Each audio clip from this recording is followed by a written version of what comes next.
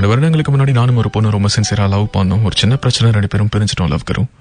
அதுக்கு பிறகு அவளை நான் தொடர்ந்து ஃபாலோ பண்ணேன். என் பின்னாடி வந்து நான் ரோட்லயே வச்சு அசிங்கப்படுத்துவேன்னு சொன்னா, அந்த வார்த்தை கேட்டதுக்கு பிறகு அவளை நான் பின் தொடர்றதை விட்டுட்டேன். கிட்டத்தட்ட 1 வருஷத்துக்கு அப்புறம் இப்போ மறுபடியும் அவளை பார்க்கும்போது வேற ஒரு பையன் கூட எஸ் அந்த பையனை லவ் பண்றா.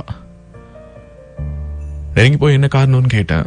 காரணம்லாம் உனக்கு சொல்ல வேண்டிய அவசியம் கிடையாது, என்னுடைய லைஃப் இப்போ ரொம்ப சந்தோஷமா இருக்குது, தயவு செய்து என்ன டார்ச்சர் பண்ணாதங்கிறா. 2 வருஷத்துக்கு முன்னாடி நடந்த நிகழ்வுகள் எதையும் என்னால் இன்னும் மறக்க முடியல. அவளால எப்படி என்ன மறந்துட்டு இவ்வளவு சீக்கிரமே ஒரு பையன் கூட காதல் அப்படின்னு சொல்லிட்டு ஒரு ரிலேஷன்ஷிப்குள்ள போக முடிஞ்சதுன்னு தெரியல. வலியோட இந்த மினசல் எழுதியிருக்கேன்னு சொல்லி மணிகண்டன் என்ற நண்பர் மினசல் பண்ணிருக்காரு. எஃப்எம்மோடு இணைந்து இருக்கீங்க. FM radio city 91.1. நான் உங்க ரேடியோ சிட்டி லவ் குரு.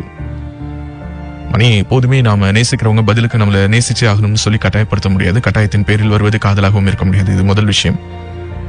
2வது, இதெல்லாம் நடந்து முடிஞ்சு அவங்க உங்களை வேணான்னு சொல்லிட்டு போயிட்டாங்க அப்படிங்கிற போது மறுபடியும் நீங்க அவங்கள ஃபாலோ பண்றதோ அல்லது ஏன் என்னை விட்டுட்டு போனேன், ஏன் இந்த பையனை பிடிச்சிருக்குன்னு எனக்கு காரணம் சொல்லணும், என்கிட்ட இல்லாத அவங்க கிட்ட என்ன இருக்குது, இந்த மாதிரி கேட்கறது எல்லாமே இன்னும் அந்த காதலை காயப்படுத்தும். உங்க மேல வச்சிருக்கக்கூடிய அந்த ரெஸ்பெக்ட் இன்னும் குறைக்கும்.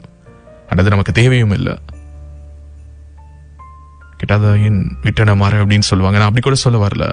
நம்முடைய அன்பை நிராகரிக்கிறவங்களை பத்தி நாமே நினைச்சிட்டு இருக்கணும்.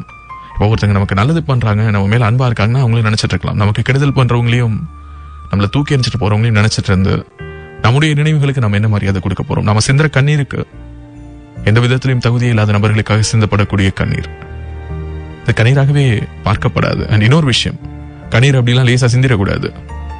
உடம்புடைய திரவம் வந்து ரத்தம்னா, உணர்வுடைய திரவம் வந்து கண்ணீர். உணர்வின் திரவத்தை அப்படி இன்னொருத்தவங்களுக்காக வேஸ்ட் பண்ணலாமா? அதுவும் நம்முடைய அன்பை புரிஞ்சுக்காதவங்களுக்காக வேஸ்ட் பண்ணலாமாங்கிற கேள்வியை மட்டும் உங்க முன்னாடி வைக்கிறேன். பதில் என்னன்னு உங்களுடைய மனசுக்கே தெரியும். Stay tuned. எஃப்எம் கேட்டுட்டு இருக்கீங்க. FM radio city 91.1.